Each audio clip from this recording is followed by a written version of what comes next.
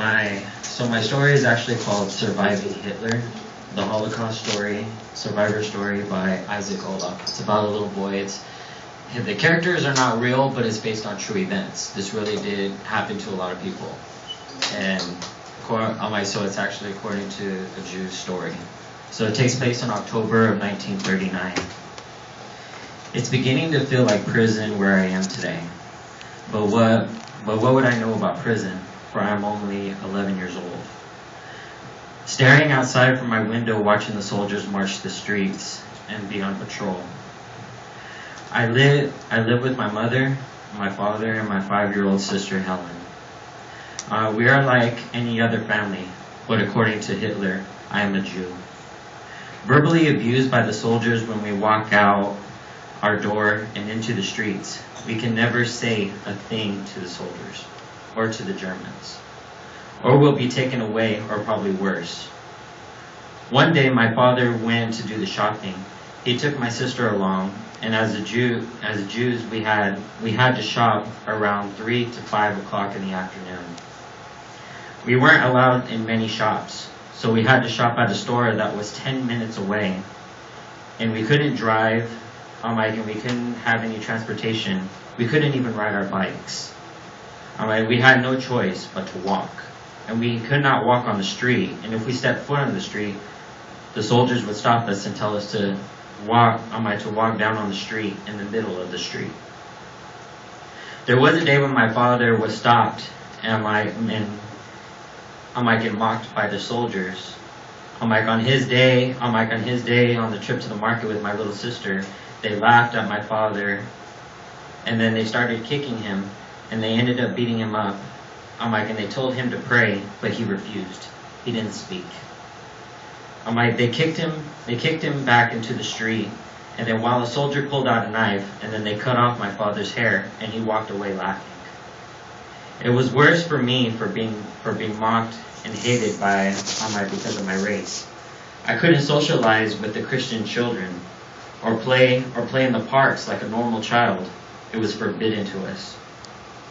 At school, it was even harder. I went to a German school, and then my desk had to face the wall. The teacher spoke, and I listened, but I couldn't turn around. I'd cry at times, but after, it was nothing. October 1940. I came home and my parents told me that we had to leave our home. The German officer came and told them we no longer live here. It belongs to a superior officer of the German Nazi Party. Getting evicted from our home and being thrown out made me feel so weak and lifeless. I said a prayer to make me stronger that night. I couldn't sleep. I kept tossing and turning. The next morning, my parents woke me up around 8 o'clock a.m., and the German officers came back and told us that we had 10 minutes to pack and take what we need.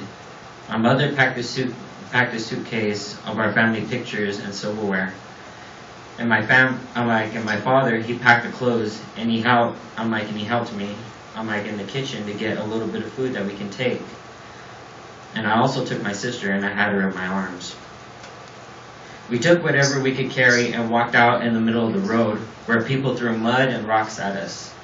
And they would spit at us and calling us names, and I heard one voice calling out, "Goodbye, Jews," over and over again. We were sent to a ghetto on the other side of town, only a few buildings, very dusty and renovated. It was cluttered with a lot of Jews who were also sent there and taken out from their homes.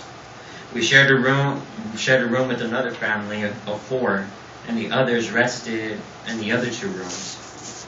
Outside the ghetto was surrounded by barbed wire, brick walls, and armed guards, and we were living in the largest ghetto in Warsaw. The condition we lived in was very terrible, and Jews were dying of starvation, and others died from diseases. My father was dying from typhus, and he was sent to the hospital that was nearby. He was very delirious, and he was running a fever and losing a lot of weight. My sister and I had a job to keep ourselves, as well as others alive. And we would have to sneak food into the ghetto. Unemployment was a major problem here. Illegal workshops were created to manufacture goods and to be sold illegally on the other side in raw goods. My sister went across in Masi to the Arn side, Sometimes several times a day, she smuggled food on the other side with other children who were the same age as her. My mother taught the children symphony orchestra in the camp. To the children and the children adored my mother so much. She had a kind and loving soul when it comes to children. One afternoon, a soldier stopped my mother while she walked to the hospital to see my father. He confronted her for teaching the children music. To the soldiers, music was useless, especially to us being a Jew. They sent my mother to the nearest alley, and she was shot. My father died the same day. My sister and I were alone, but the Stern family that we were actually sharing a room with took us in. They were family friends to us. September 21st, 1942. The soldiers woke us up around 9 a.m. and we could hear them screaming in the streets, hear their trucks passing through. They came up running up the stairs to escort everyone, and they had to leave everything behind. We stayed close to the Stern family. I held my sister's hand, and as hard as I can, we were scared. On what will happen next? While we were in line in the road, we were boarding the trucks, and overheard one of the soldiers that we were being taken to Treblinka. It was a camp for Jews in Poland. I don't know what will happen to us, but I won't be afraid. But I got to be strong. I have my sister to watch over, as if she was my treasure. What will happen to us? I hope we will go in peace. For I know when we ended up getting marked, at that point when we had to wear, especially the Star of David, around our arms and on our jackets, we were marked, and it said Jude in the middle of the star. May 1974, no words can describe what I've seen in the camp. Over 800,000 women and children died from exhaustion, mistreatment, or were shot. My sister was taken from me in that dreadful place.